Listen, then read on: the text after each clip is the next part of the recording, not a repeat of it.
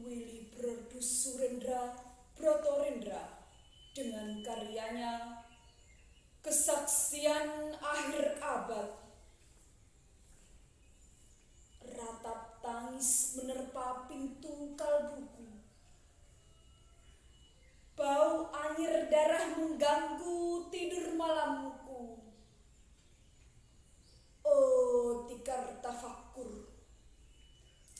Oh, bau sungai Tohor yang kotor. Bagaimana aku akan bisa membaca keadaan ini? Di atas atap kesepian nalar pikiran yang digalaukan oleh lampu-lampu kota yang bertengkar dengan malam. Aku menyerukan namamu. Wahai para leluhur Nusantara.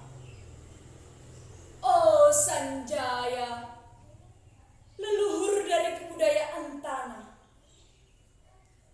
Oh Purnawarman, leluhur dari kebudayaan air. Kedua wangsamu telah mampu mempersekutukan budaya tanah air. Oh Resi Kuturang, oh Resi Nirarta, empu-empu tampan yang penuh kedamaian telah kamu ajarkan tatanan hidup yang aneka dan sejahtera yang dijaga oleh Dewan Hukum Adat. Oh, bagaimana aku bisa mengerti bahasa bising dari bangsaku? Oh, Kajau Lalido, bintang cemerlang tanah Ugi. Negarawan yang pintar dan bijaksana, telah kamu ajarkan aturan permainan di dalam benturan-benturan keinginan yang berbagai ragam di dalam kehidupan. Ade, bicara, rapang, dan wari.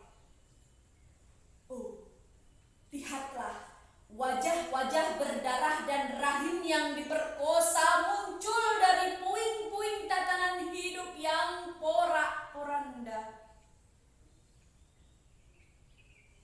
Kejahatan kasat mata tertawa tanpa pengadilan.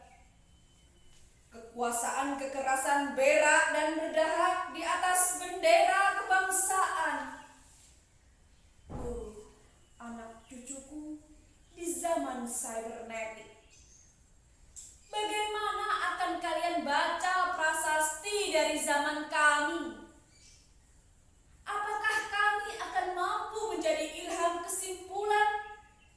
Ataukah kami justru menjadi sumber masalah di dalam kehidupan?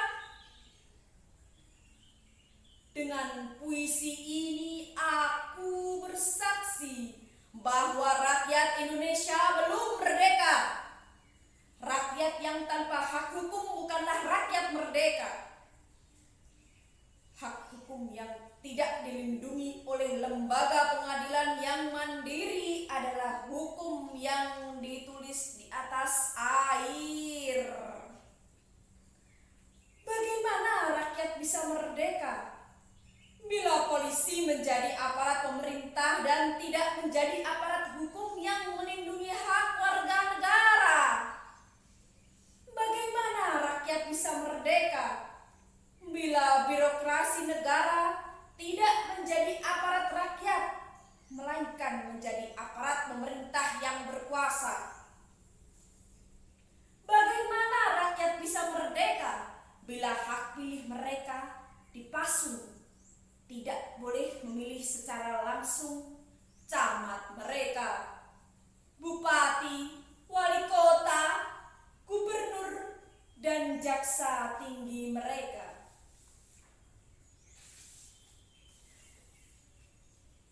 Dan partai-partai politik yang menganggap rakyat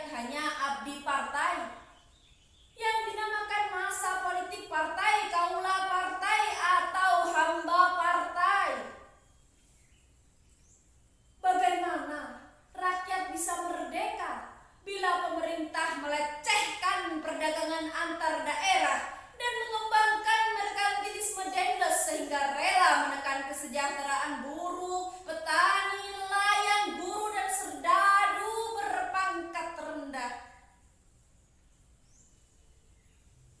Bagaimana rakyat bisa merdeka bila provinsi-provinsi sekedar menjadi tatanan jajahan pemerintahan pusat? Tidak boleh mengatur ekonominya sendiri, tatanan hidupnya sendiri, dan juga keamanannya sendiri.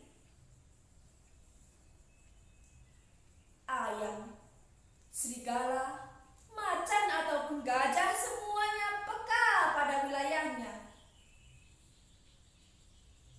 Setiap orang juga ingin berdaulat di dalam rumah tangganya. Setiap penduduk ingin berdaulat di dalam kampungnya. Dan kehidupan berbangsa tidak perlu merusak daulat kedaerahan. Hasrat berbangsa adalah naluri rakyat untuk menjalin ikatan daya cipta suku yang penuh keanekaan kehidupan dan memaklumkan wilayah pergaulan yang lebih luas untuk merdeka bersama. Tapi lihatlah selubung kabut saat ini. Penjajahan tatanan uang, penjajahan modal, penjajahan kekerasan senjata, dan penjajahan oleh partai-partai politik masih merajalela di dalam negara.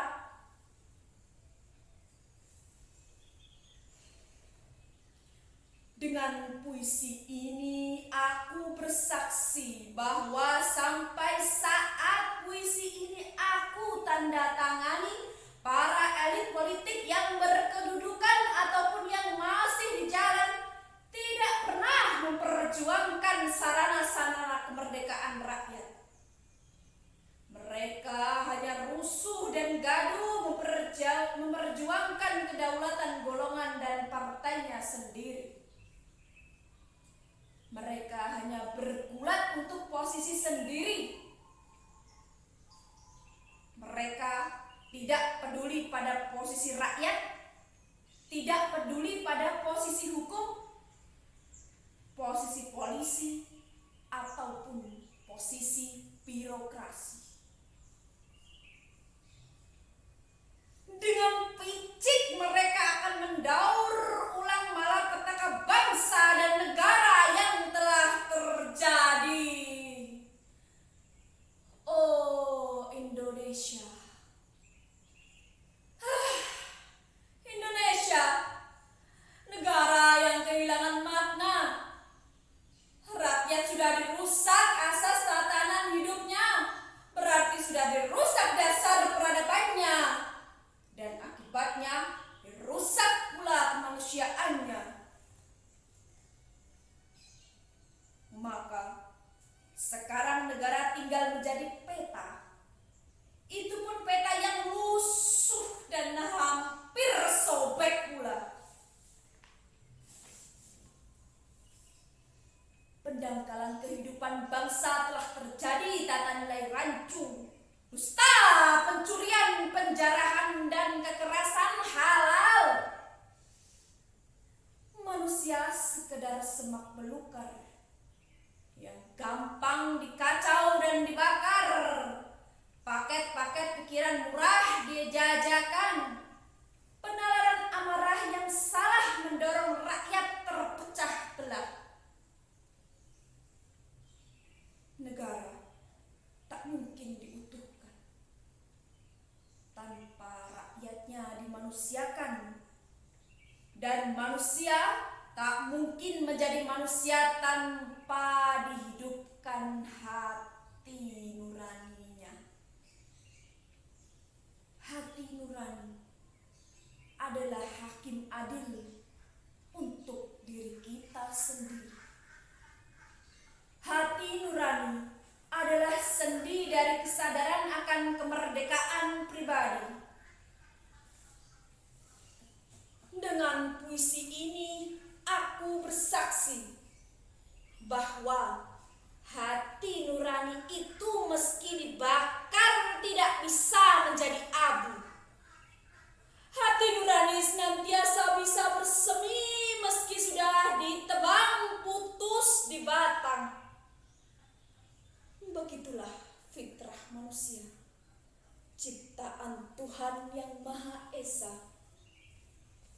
Candi Cetong, 31 Desember 1909. Balikpapan, 6 November 2000.